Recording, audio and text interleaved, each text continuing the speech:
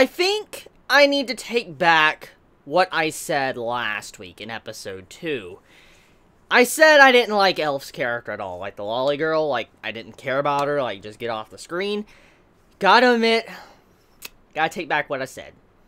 This episode did a fantastic job with diving into her character, letting me understand how her personality is, what she brings to the story, and how she works with the main character, the chemistry between them.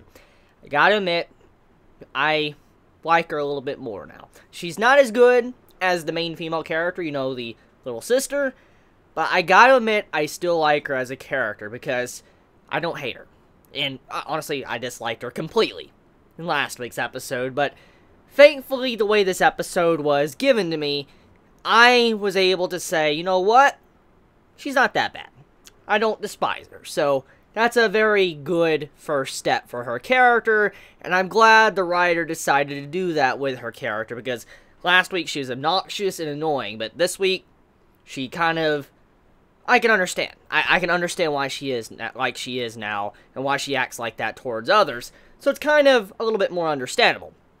Anyways, with all that said though, this episode focuses on the Elf Sensei, her character, giving her characterization, kind of what she is going to be doing for the story, and overall, I had a good, enjoyable time watching this episode, and there was a lot of funny moments with the characters and stuff, especially Elf talking to, you know, our main male character, and just pretty much saying like, oh wait, you write while you're unmotivated? And honestly, I agree with what she said. Like, her entire perspective on how she writes, that is something that really surprised me. Like, the way she tackled that entire convo with the main male character. It was like, that's your problem. That's why all of your stories are boring. You're trying to write while you're unmotivated. And that is very, very, very, very true. Never try to do something that requires passion when you're unmotivated to do it. I know firsthand. I know for a fact, you never do something in life that honestly, you're just not motivated at all to do it. Don't.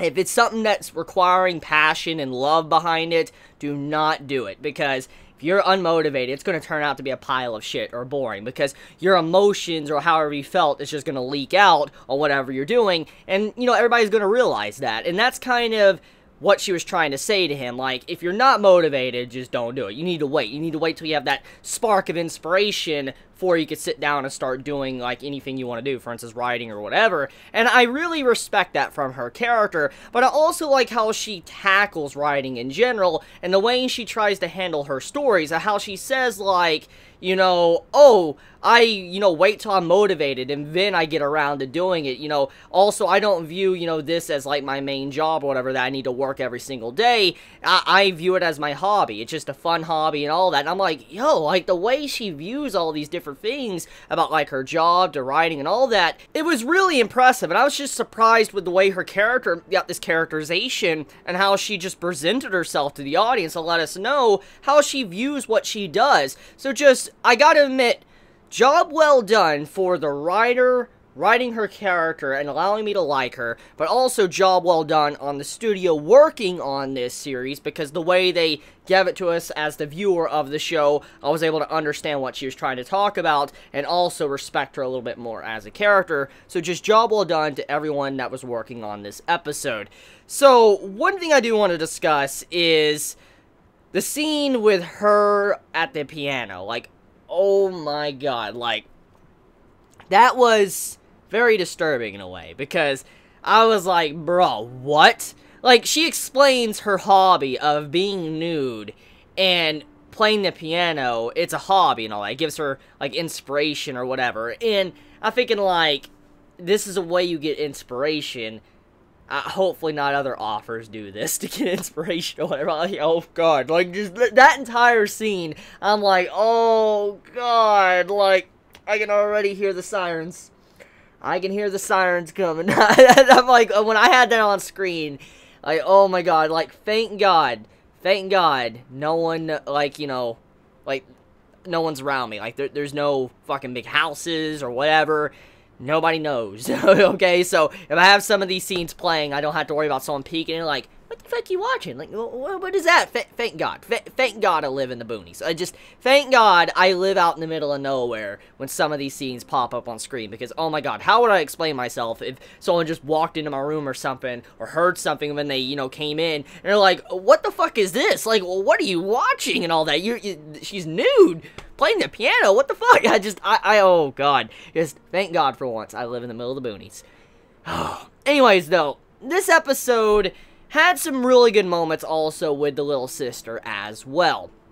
And the exchange with the little sister and the main male character was pretty damn cute. I mean, the way she just got very scared. She's like, you know, Ani-chan, you know, I'm scared. There's a ghost where I hear a piano. And then they went to check it out, which eventually, you know, we found out it was Elf Sensei. It was still a very cute moment with the sister and all that. And the way he was terrified as well. But then all of a sudden, when his sister just showed a very adorable face and she was terrified, automatically he just got strong-willed. He went over there and he just faced it like a man. It was a really funny scene to show how far he would go for his sister, to protect her. But then once everything was said and done, though, what really got me and had me laughing was the fact once he got back and all that, and he said that, you know, he saw her nude, the way she acted and all that, that was hilarious.